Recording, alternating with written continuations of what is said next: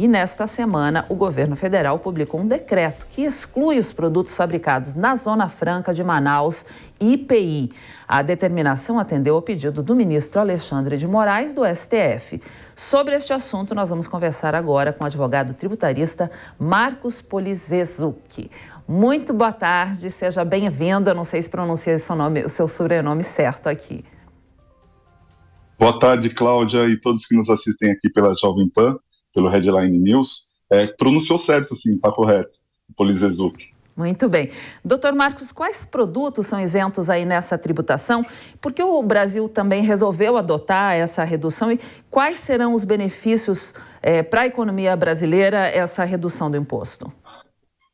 Na verdade, nós estamos vindo já de uma história, de uma série de decretos que foram editados pelo governo federal, desde fevereiro, com redução das alíquotas de IPI para alguns produtos, A grande discussão nasceu quando se igualou, na verdade, a isenção que nós tínhamos para os produtos realizados na Zona Franca de Manaus para os demais que são produzidos no nosso país. Então, isso que quer dizer? Quer dizer que, ao você igualar essa redução, igualar essa isenção de impostos para os demais estados, a Zona Franca de Manaus acaba perdendo a sua competitividade. Foi com base nessa argumentação que o ministro Alexandre de Moraes concedeu uma liminar e o governo teve que correr atrás e ir proclamando, editando novos decretos para essa redução da taxa de IPI. Muito bem. Doutor Marcos, o nosso comentarista, o Jorge Serrão, aqui da Jovem Pan News, também vai participar da entrevista. Pode fazer a sua pergunta, Serrão. Essa é exatamente a pergunta que vale bilhões de dólares. É justo, é bom do ponto de vista jurídico que o ministro Alexandre de Moraes tenha tomado essa decisão de interferir numa decisão do Poder Executivo, mesmo que tenha sido aí questionado pelo pessoal da Zona Franca de Manaus? Isso é bom para a segurança do direito no Brasil? É complicado, A discussão é complicada. Do ponto de vista, vamos falar da juridicidade da lei, do decreto. Do ponto de vista do decreto, ele foi feito da forma correta, Então, o presidente Bolsonaro editou o decreto para a redução do IPI e se fez através da ferramenta correta para alterar essa legislação. A discussão que se levou até o STF foi com relação à constitucionalidade desse decreto. Por quê? Porque a gente sabe que a Zona Franca de Manaus, quando ela foi criada lá em 67, ela teve seus benefícios instituídos, ela teve a questão da regulação dos seus impostos zerados, ou seja, é a obrigação da União preservar a Zona Franca de Manaus, para que levasse essa competitividade não só para o restante do Brasil, como fomento da industrialização, desenvolvimento tecnológico e criação de empregos na área lá em 67. Foi recepcionado pela Constituição de 88, lá no artigo 40 da DCT, e a partir do momento em que ela foi recepcionada, a única obrigação do Estado é fazer o quê? Com que a Zona Franca de Manaus ela continue tendo seus benefícios fiscais. Ponto. O que causou estranheza no mundo jurídico, inclusive, foi com relação à forma como foi arguida essa questão junto ao STF. Porque, ao meu ver, e aí é a minha visão enquanto jurista pessoal, não se tratou de uma medida inconstitucional, na medida em que foi feito da forma correta, através de um decreto presidencial. Quais foram os efeitos dessa alteração, desse decreto, que mexeu aí na questão da produtividade no decorrer do Brasil? Por que isso? Porque, automaticamente, se eu tenho uma alíquota zerada na Zona Franca de Manaus e ela foi criada exclusivamente para ter esse tipo de isenção, esse tipo de redução tributária, ao igualar isso no restante do Brasil, no restante dos estados, um efeito seria com que nós acabássemos com a Zona Franca de Manaus. Se eu tenho lá um produto que ele tem uma redução de 35% de IPI na Zona Franca de Manaus e trago para São Paulo a mesma redução, é como se eu falasse que a Zona Franca de Manaus ela acabou. Porém, nós sabemos que não acabou, por quê? Porque fala-se de um decreto presidencial que altera alíquotas do imposto do IPI, perdão. Então, desse ponto de vista, a lei criada pelo governo federal, ela não é inconstitucional, ao meu ver. Por quê? Porque a lei não encerra a Zona Franca de Manaus. Ela não coloca um fim, ela não fala, olha, a partir de amanhã a Zona Franca de Manaus não existe mais e aquilo que era praticado na Zona Franca de Manaus será praticado no decorrer do Brasil. Então, por esta razão, a juridicidade da lei, editada através de um decreto, volto a dizer, porque se trata de um IPI, foi perfeito. Doutor Marcos, vamos ampliar um pouquinho essa questão aí. Você não acha que para o desenvolvimento da Amazônia não seria talvez mais interessante investir em produtos da biodiversidade, como cacau, açaí, castanha, piscicultura, por exemplo, ao invés de diminuir essa tributação? Sim, é interessante, mas também como ponto de vista do Estado, né, vamos pensar no Brasil como um Estado grande, há necessidade também da manutenção de uma zona franca, porque nós não falamos só na questão da produção de produtos que serão consumidos dentro do nosso Estado, dentro do nosso país. Né? Existem várias formas de isenção de tributação, por exemplo, como o trawback, que já foi, inclusive, várias vezes exaustivamente discutida aqui na Jovem Pan, com que você importa produtos com redução, você manufatura os produtos na Zona Franca e exporta novamente esses produtos com isenção. Então, para essa modalidade de negócio, é extremamente rentável. Né? Agora, a exploração de outros produtos, de outra forma de mercado dentro da Zona Franca de Manaus seria excelente para todos. Né? Nós falamos aí de tanta exploração de madeiras, a forma como vem vindo, eu acho que se houvesse uma legalização, mais ali forte, mais presente, se falássemos também da exploração da piscicultura e até mesmo o turismo que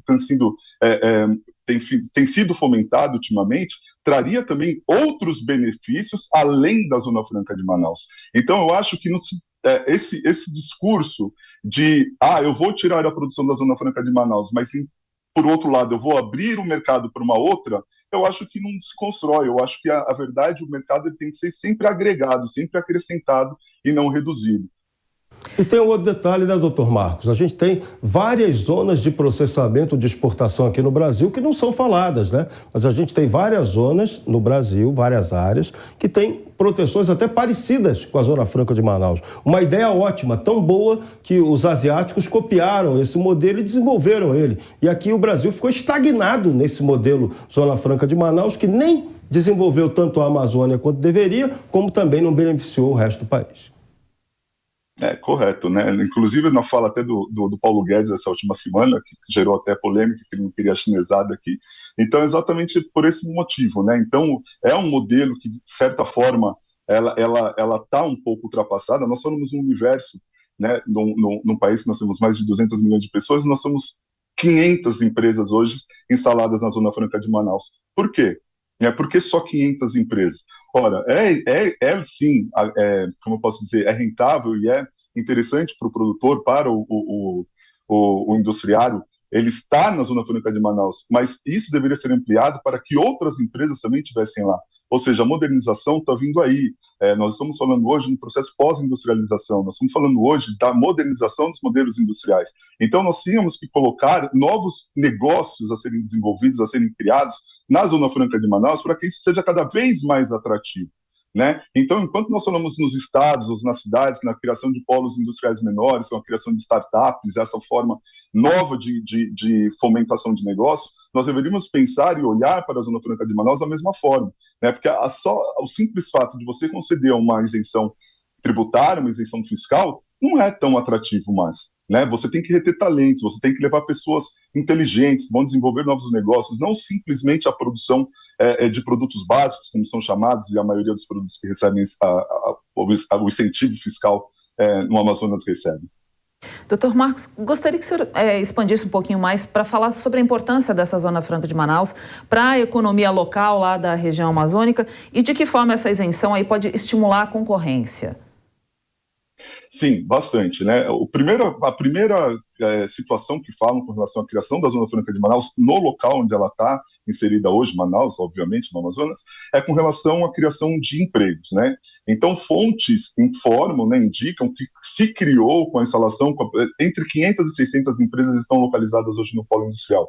Cerca de 120 mil empregos, diretos e indiretos, que trabalham hoje, que fomentam ali a economia local. Então, é altíssimo, né? Nós estamos falando da distância que nós temos a Manaus hoje do centro do Brasil, de Brasília, e dos demais centros comerciais, né? Então nós temos essa distância e automaticamente, que foi com base nessa visão que foi autorizada a redução, a suspensão das alíquotas para os outros estados, era para a manutenção desses empregos e o fomento da área. Por quê? Fazendo com que esses benefícios eles fossem levados para os demais estados brasileiros, acredita-se que grande parte desses empregos cairiam, porque seria muito mais lucrativo para as empresas que possuem suas filiais lá, que trabalham no modelo de negócio aqui em São Paulo, por exemplo, produzir aqui e fechar sua filial lá. Simples.